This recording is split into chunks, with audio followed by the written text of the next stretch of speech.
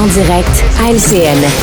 Par le collègue Félix Séguin, ces menaces de mort très sérieuses à l'égard de M. Legault et Trudeau. Les policiers qui ont fait feu sur un homme qui était lourdement armé à Scottsville. C'est là-dessus qu'on commence notre joute des analystes.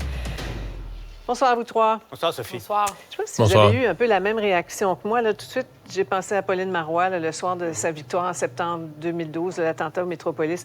Les menaces, là, malheureusement, avec les réseaux sociaux, le complotisme, c'est une terrible réalité là, avec laquelle les gens engagés en politique, notamment, doivent composer. On ne peut plus rien prendre à la légère, Emmanuel. Non, absolument, d'autant plus que les réseaux sociaux, le dark web, tout ça, c'est devenu des lieux de défoulement pour tous les gens en colère, tous les enragés. Et entre quelqu'un qui est juste en pétard et quelqu'un qui compte passer à l'acte, ben il n'y a pas une si grande différence que ça à un moment donné. Et c'est ce qui complexifie énormément, je pense, le travail des policiers, c'est d'être capable de séparer, de discerner les illuminés des menaces sérieuses. Je pense que c'est quand même réconfortant de voir que dans ce cas-ci, on a réussi à identifier cet individu et à l'arrêter. Paul? Oui, Sophie, bon, vous parliez de l'attentat du Métropolis. Moi, j'en ai parlé en privé avec Mme Marois. Je connais aussi des gens qui étaient dans son entourage, qui ont pris des mois pour réaliser à quel point tout le monde a échappé belle. Presque un miracle. Rappelons-nous, l'arme de Richard Bain s'est enrayée. Sinon, il y aurait eu un massacre, littéralement. C'était bien avant la pandémie, bien avant. On peut, je pense, conclure sans se tromper que la situation dans le cadre de santé mentale, ça s'est dégradé depuis à cause de la pandémie et depuis également. Et c'est malheureusement une réalité qui nous a rattrapés ici aussi au Québec. Oui, et on a vu Mario, Félix nous a présenté un petit peu plus tôt là, ce tableau avec les centaines de menaces et la hausse des menaces avec le temps à l'égard des policiers. C'est effarant, là. Ah oui, le climat se détériore. Mais remarque, même moi, ça fait longtemps. Là, moi, j'ai eu les gardes du corps pendant une couple d'années. Les élus vivent avec ça tout le temps. Cette idée de la sécurité. On vit avec ça, puis pas, parce qu'en même temps, moi, j'étais dans le club de ceux qui, à un moment donné, quittaient les gardes du corps, allaient serrer des poignées de main, rentraient dans la foule. Il y a une certaine prise de risque, mais tu vis. Mais cette affaire-là de la sécurité, c'est dans l'air tout le temps. Il n'y a pas. C'est là, présentement, on peut juste applaudir la Sûreté du Québec qui a été vigilante, qui a tout vu, qui a fait son travail, qui a peut-être empêché une tragédie. Pensez à la dose de courage aussi que ça demande, toutes sortes de qualités qui sont demandées chez les élus. Là, quand on se lance en service public, là, il faut y penser. Et les policiers aussi. Et les policiers aussi. Un sondage léger qui fait du bruit, qui offre de bien mauvaises nouvelles aux partis au pouvoir à Québec comme à Ottawa. Là. Certains ministres du gouvernement Legault, interrogés sur la tendance dans les couloirs de l'Assemblée nationale, se faisaient très philosophe ce matin. On écoute. Vous vous souvenez de ce que Jacques Parizeau disait? On se cache dans les mains, on se remonte les manches, puis on travaille plus fort. Oui, on va rouler pas mal de manches, notamment dans la région de Québec. On va travailler fort, puis on entend, M. Simard le dit, on va se rouler les manches. Pour Jean Talon, là, il y a des gens à la CAQ qui sont nerveux. Là. Il y a un petit peu ce que ça donne, les intentions de vote dans la région de Québec. Et on voit les résultats, moins 10. C'est vraiment extrêmement intéressant. Comment vous expliquez cette dégringolade des intentions de vote pour la CAQ, Manuel? Bien, je pense que non seulement c'est moins 10 points en un mois, mais c'est moins 20 points en un an, quand on compare avec les résultats à la dernière élection. Je pense qu'on voit l'ampleur du dommage qui a été causé par le recul bâclé sur le troisième lien et le fait que le gouvernement n'ait pas réussi à réparer les pots cassés. Ceci étant dit, dans le contexte de la partielle qui s'en vient, ce que ce sondage illustre aussi, c'est que, oui, le Parti québécois a monté, oui, il s'est réinstallé comme alternative, mais il n'est pas encore capable de coaliser le vote anti-Legault. Et ça, c'est la porte de sortie de M. Legault. Face à une opposition divisée, il peut vivre à 34 sans problème. Oui, d'accord avec ça, Paul. Ah, absolument. Et puis, je pense que la donnée fondamentale, la mère de toutes les questions dans un sondage, bon, ça, c'est les intentions de vote, mais ce qui se cache derrière tout ça, c'est la satisfaction ou l'insatisfaction des électeurs par rapport au gouvernement de manière générale. Et c'est clair que de hausse, là, on le voit là, sur le tableau. Là. Et si on faisait jamais une flèche, une courbe. C'est la première fois en 5 ans que les courbes se touchent, ou presque, en ce moment, qu'il y a autant de gens insatisfaits du gouvernement Legault qu'il y en a qui sont satisfaits. C'est la tendance de fond qu'on va devoir surveiller au cours des prochains mois. Ouais. Il y a quand même des bonnes nouvelles pour Québec solidaire, Mario? Ouais, pour Québec solidaire, pour les libéraux aussi. En fait, c'est des partis qui avaient perdu des plumes depuis l'élection, depuis les derniers mois, qui en retrouvent un peu. Il y a la réapparition d'Éric Duhaime aussi, qui lui était presque évaporé. Ouais. Là, dans la région de Québec, revient très, très fort. D'ailleurs, je me suis posé la question, on parlait de la région de Québec, puis de la partielle de lundi. On a l'impression que le dossier du tramway, regardez les chiffres, là, plus 5 pour le Parti conservateur, plus 7 pour Québec solidaire. Ce sont les deux grands gagnants à Québec. Qu'est-ce qui caractérise ces partis-là? Ils ont pris des positions très tranchées sur le tramway. Québec solidaire qui est pour, coûte que coûte, très favorable. Éric Duhaime qui veut rien savoir. C'est peut-être que le dossier du tramway commence à polariser aussi un peu plus qu'au cours des derniers mois. Mais, tu sais, c'est vraiment, je suis d'accord avec... C'est ce qui sauve... François Legault, là-dedans, ce qu'il sauve, c'est que les points qu'il perd sont éparpillés entre les partis d'opposition. Il n'y a pas un des partis d'opposition qui ramasse tout. Sinon, la CAQ serait vite dans le trouble. Oui, voilà. Qu'on a hâte à cette partielle. Ça va être une soirée palpitante. Ouais, ta surprise lundi soir. Ouais, ta surprise. On sera en direct pour ça. Oui, on espère bien. J'ai hâte de vous entendre maintenant sur ce dossier Cormier-Denis. On va en reparler tout de suite après la pause. Est-ce qu'il fallait désinviter cet homme présenté comme un suprémaciste blanc? On y revient. Cube Radio. Une autre vision de l'actualité.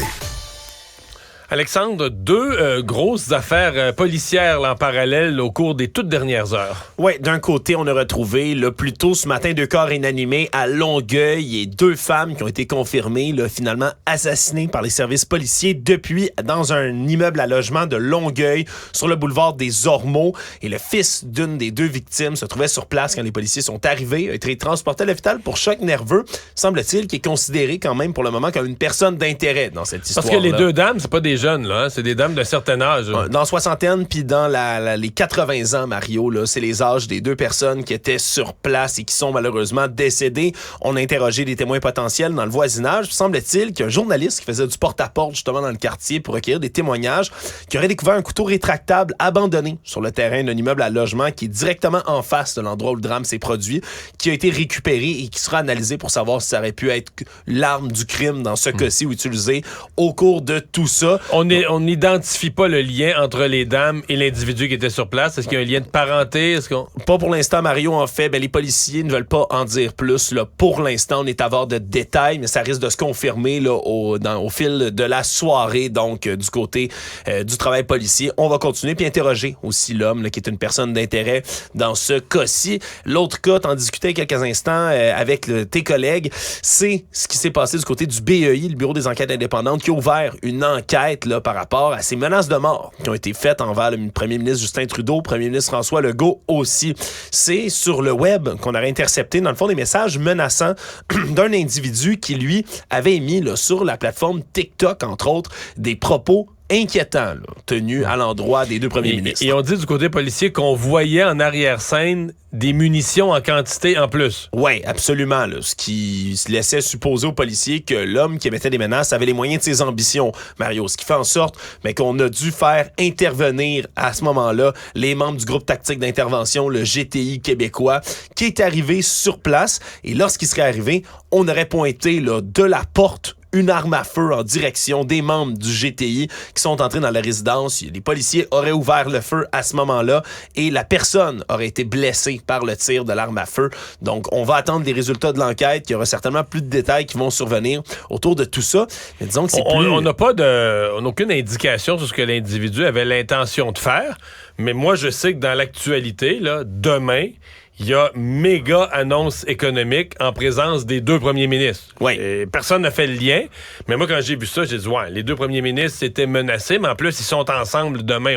C'est connu, c'est annoncé qu'ils seront ensemble demain. Oui, ce qui pourrait, évidemment, on ne veut pas donner de mauvaise idée à personne, mais ce qui aurait pu être une occasion parfaite pour quelqu'un qui voulait commettre là, des actes malfaisants, des actes de violence envers eux, de se produire. Donc, bonne intervention du groupe tactique d'intervention. On verra pour la suite. Merci. Une autre vision de l'actualité. Cube Radio. Cube Radio. Cube Radio. Cube Radio. Cube Radio. En direct à LCN. C'est pas très clair qui a invité qui a averti qui, PQ, CAQ, mais enfin, il y avait un petit peu de confusion sur la colline, mais toujours est-il que cet homme présenté comme un suprémaciste blanc n'est plus sur la liste des invités à ces consultations sur l'immigration demain. On veut vous entendre là-dessus. Bonne décision, Emmanuel? Qu'est-ce que tu en penses? Non, absolument pas. Non. Surprenamment, peut-être je vais vous surprendre. La réalité, c'est que ce n'est pas une consultation parlementaire habituelle, c'est une consultation générale ou un peu comme dans l'époque de la Charte des valeurs, quelqu'un qui prend la peine d'écrire un mémoire. On s'était entendu entre les partis d'opposition que quiconque écrivait un mémoire pouvait être entendu. Et au mois d'août, lorsque le mémoire a été reçu, personne ne s'est énervé. Là. C'est ça. Ce qui a mis le feu aux poudres, c'est qu'on en parle à la radio ce matin, tout le monde a paniqué, etc. Puis en politique, la panique est mauvaise conseillère. Parce que qu'est-ce qui arrive en bout de ligne, là? C'est qu'on prend un relatif inconnu, qui est un provocateur toxique, et on l'a transformé en martyr de la liberté d'expression, ce qui va lui permettre d'élargir son écho auprès de tous les cercles extrémistes où il sévit. Paul? Ben, à quoi sert un Parlement? À adopter des lois, à permettre aux représentants des citoyens de débattre et aux citoyens de s'exprimer. Moi, je me suis rappelé la citation qu'on attribue à Voltaire. Là, je suis contre ce que vous dites à mort, mais je suis prêt à mourir pour que vous puissiez le dire. On revient à ça, c'est le jeu de base. Bon, on n'aime pas les propos que cet individu véhicule, soit, c'est une chose, mais bon, il avait été invité, accepté. Il a en principe le droit de s'exprimer à l'Assemblée nationale. Les partis politiques peuvent très bien se lever puis quitter pendant qu'ils témoignent. Il y avait d'autres façons de faire sentir leur opposition. Puis il y a des garde-fous dans la société. Tu peux pas véhiculer des propos haineux, racistes, incitation à l'antisémitisme. C'est régi par l'article 319 de mémoire du Code criminel. Donc, pourquoi ne pas entendre ce gars-là au Parlement? Le laisser s'exprimer, en tout cas. Bon, c'est assez clair. Mario, je vais t'entendre maintenant sur Justin Trudeau qui a finalement présenté ses excuses aujourd'hui, ses plus sincères excuses du Parlement pour l'ovation gênante là, de vendredi à un ancien soldat nazi. On vous laisse apprécier cette très longue séquence. Vous voyez sur ce petit calendrier maison qu'on vous a fabriqué le temps que ça a pris avant démission et excuses. Alors, imaginez la période de questions aujourd'hui qui a suivi le mea culpa du premier ministre, qui était attendu, bien sûr, de pied ferme par conservateurs et bloquistes, un peu tout le monde. Un court exemple, on les écoute. Is he really saying that he did absolutely nothing to protect the Ukrainian president? The leader of the opposition knows that not one parliamentarian was aware. But the truth does not matter to this leader of the opposition. Bon, Mario, M. Trudeau s'est excusé, mais le chef du Bloc n'a pas eu ses réponses. Est-ce qu'il y a eu un coup de fil au président ukrainien? Est-ce qu'on a une stratégie pour réparer les pots cassés à l'international? Pas sûr, hein? À mon avis, il reste ça, là, un contact avec le président ukrainien. A-t-il été tenté? La communication n'aurait pas pu être établie, ça, c'est à voir. Mais moi, j'ai trouvé que M. Trudeau a fait ça correctement aujourd'hui. Mais en fait, il a fait aujourd'hui correctement ce qui aurait dû être fait lundi après-midi. C'est que lundi matin, là, la situation était... Moi, ce qui me concerne, la situation était très claire. Une bourde immense avait été commise le vendredi précédent par une erreur du président, mais néanmoins, elle avait été commise. La réputation du Canada allait en être affectée. Ça allait être récupéré par le Kremlin, c'était évident. Alors, c'est le principe, tu sais, s'il y a un dégât sur votre plancher, là, si vous le mopez pas tout de suite, si t'attends 2 jours pour le mopper, il en rentre d'un crack, il en sèche un peu, il en rentre d'un crack, c'est plus ramassable. Et c'est ça que vit le Canada. Lundi, on aurait dû demander au président de démissionner. M. Trudeau aurait dû faire ce discours à 14h à l'ouverture des travaux lundi. Et donc là, éponge le problème le plus rapidement possible. Ouais. Là, en 48 heures, la nouvelle a fait chaque jour dans les médias du monde entier. Cette nouvelle revenait. Elle a été utilisée par la Russie. Ouais, d'ailleurs, Paul, tu parlais à M. Bobry hier. À quel point c'est effectivement dommageable. Je veux dire, nous, on le voit d'ici, mais à quel point à l'extérieur, là, ça... Il suffit, tu sais, nous quatre, on fait le tour un peu du monde en revue de presse. Puis, on le voit, là, ça roule encore aujourd'hui. Mais aussi, ça pose des questions. là, sur les réflexes ou l'absence de réflexes de M. Trudeau lui-même, mais aussi de son entourage. C'est Luc Lavoie, qui a conseillé Brian Mulroney, qui a géré bien des crises dans le privé ensuite, le disait, le premier objectif, là, c'est d'arrêter la crise le plus vite possible. Ouais. Ils l'ont laissé traîner. L'autre question que ça soulève, et là, on prend leur parole. L'autre premier ministre n'a rien eu à avoir sur la liste des invités. Ouais. Mais Marc-André Leclerc, qui a travaillé pour Stephen Harper, et Luc, qui a travaillé pour Brian Mulroney, dit un instant, à l'époque, le cabinet du premier ministre veillait à ces détails-là pour pas qu'une chose comme celle-là nous pète en plein visage. C'est ça, Emmanuel. Puis moi, je pense qu'on ne peut pas tourner la page là-dessus. Puis le but, c'est pas de s'acharner sur M. Trudeau. Là. Même si on croit la thèse qu'il n'était pas au courant, là, à un moment donné, si on ne veut pas que ça se reproduise, là, il faut trouver une solution. Il faut comprendre ce qui s'est passé, qui a échappé le ballon. Puis dans la mesure, moi, je suis bien d'accord qu'il faut protéger l'indépendance du Parlement, puis qu'objectivement, on ne veut pas que ça soit le gouvernement qui décide qui a le droit de rentrer ou pas. Mais donc, ça demande une réflexion sur comment on fait pour réconcilier les deux et protéger l'institution qui est le Parlement. On ne peut pas juste tourner la page comme semblent vouloir le faire les libéraux. Et il y a des questions qui se posent sur la suite aussi pour Jaroslav Hunka, là, qui a les projecteurs sur lui et son passé de SS. Il y a ça aussi, là.